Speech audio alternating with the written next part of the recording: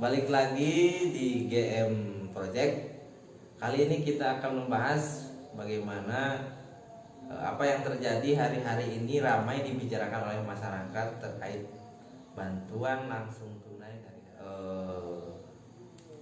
kita memang lebih fokus di Kabupaten Lebak karena keberadaan saya yang berada di Kabupaten Lebak. Nah, hari-hari ini ada beberapa RT yang memang dipojokkan sama masyarakat terkait bantuan langsung tunai ini. Sebetulnya seperti apa sih bantuannya? Nah, kita akan bahas bagaimana regulasinya. Yang namanya bantuan langsung tunai ini itu bermuara pada dasar aturannya itu di Perpu nomor 1 tahun 2020 bahwa coba akan kita buka terlebih dahulu ya, khawatir nanti saya juga salah nanti. Coba nih udah saya buka bahwa peraturan pemerintah pengganti undang-undang nomor 1 tahun 2020 tentang kebijakan keuangan untuk penanganan dan penyebaran pandemi coronavirus 2019 atau disingkat COVID-19 di desa, di mana ditentukan bahwa melalui penggunaan dana desa dapat digunakan untuk tambahan bantuan langsung tunai kepada penduduk miskin. Nah, itu dasarnya. Lalu kemudian diuraikan lagi dalam Permendes nomor 6 tahun 2020 terkait mengenai bagaimana sebetulnya yang menjadi kericuhan di masyarakat. Nah, ini yang memang menjadi topik pembahasan kita kali ini. Karena ternyata dalam aturan tersebut dan memang sesuai dengan kapasitas anggaran yang memang ada di dana desa, enggak semua masyarakat miskin ini mendapatkan. Lalu kenapa sasarannya RT dan pemerintah desa yang memang hari-hari ini banyak dibicarakan bahkan ramai di kalangan kita hari ini? Itu karena memang pemerintah desa dan berikut RT yang dimaksudkan adalah relawan desa khusus penanganan COVID. Nah, pendataannya ini melalui pemerintah desa dan RT. Makanya memang RT hari ini jadi topik sasaran kenapa masyarakat ada yang memang mendapatkan dan tidak. Lalu bagaimana kericuhan ini terjadi? Coba kita taksir dari anggaran dana desa yang berjumlah katakanlah sekitar misalkan dalam per tahunnya ada yang 800 juta, ada yang memang 1 miliar, ada yang memang 1,2 miliar. Itu diambilnya yang 800 juta itu 25%, yang 1,2 atau 1 miliar sekitar 30%. Coba kita hitung-hitung ya, yang kira-kira anggaran dana desanya 800 juta dengan yang 1 miliar. Contoh misal ini Mbak, ketika mendapatkan 800 juta anggaran dana desa per tahunnya, maka alokasi khusus untuk COVID berarti 200 juta. Dibagi dalam 3 bulan itu sekitar kurang lebih 67 juta rupiah. Dan orangnya yang akan mendapatkan 110 orang miskin. Sementara yang memang anggaran 1 miliar itu 30%, beda dengan yang 800 juta. Berarti 300 juta 30%-nya dan 3 bulannya itu 100 juta rupiah, dan yang mendapatkannya 166 orang.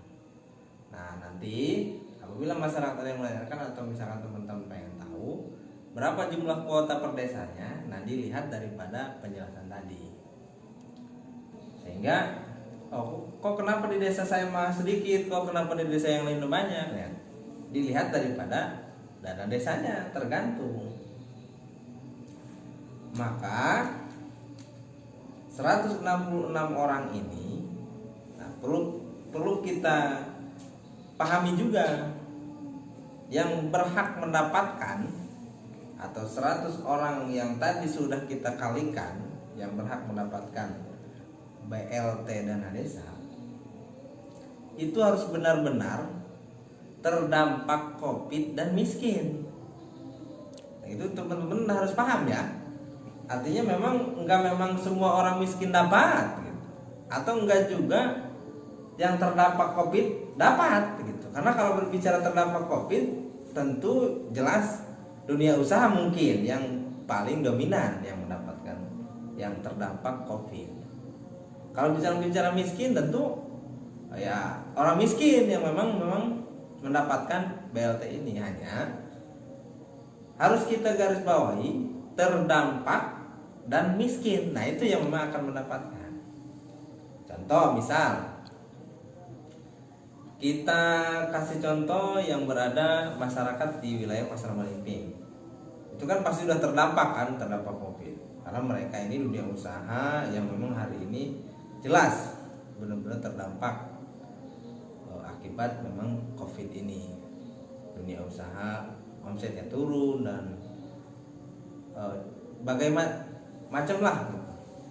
Sehingga mereka jelas-jelas terdampak. Tapi mereka belum tentu akan mendapatkan. Tapi kalau misalkan yang miskin juga sama. Yang miskin belum tentu semuanya mendapatkan. Yang miskin yang terdampak COVID, nah itu yang akan mendapatkan. Karena kategori miskin yang lain yang memang ada bantuan lain, itu diantaranya di Kementerian Sosial, bansos, contoh misalkan PKH, terus BPNT. Nah, itu memang ada nanti bantuan yang lain yang memang di luar BLT dana desa. Nah, tentu akan mendapatkan.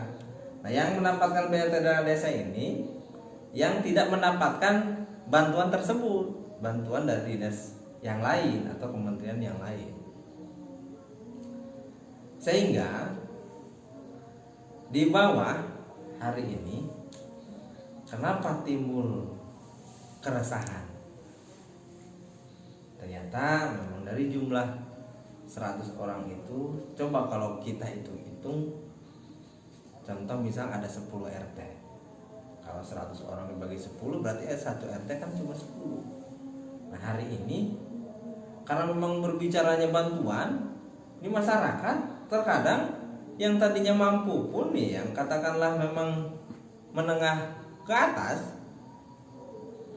yang justru memang hari ini rame menginginkan bantuan tersebut ketimbang yang memang kategori miskin, apalagi memang ya SDM yang kurang. Nah, itu yang memang memprihatinkan. Mereka memang terkadang nggak tahu dan memang kurang dapat informasi terkait hal ini,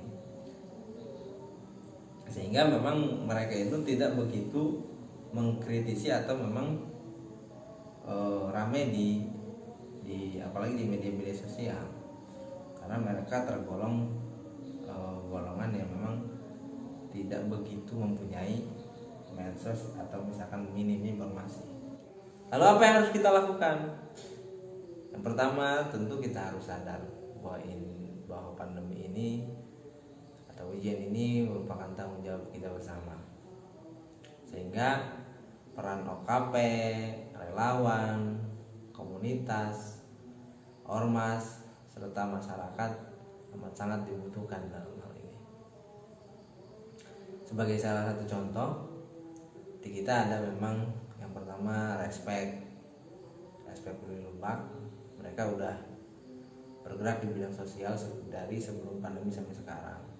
Kemudian ada Info, Ikatan Pemuda Polri Utara, yang memang sama bergerak di bidang sosial bahu-membahu agar masyarakat miskin yang terdampak dapat terbantukan.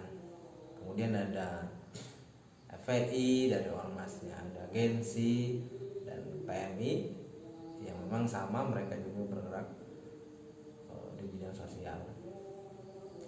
Yang kedua, kita harus mengikuti anjuran pemerintah. Dan yang terakhir, jangan lupa subrek, jempol, dan share. Assalamualaikum warahmatullahi wabarakatuh.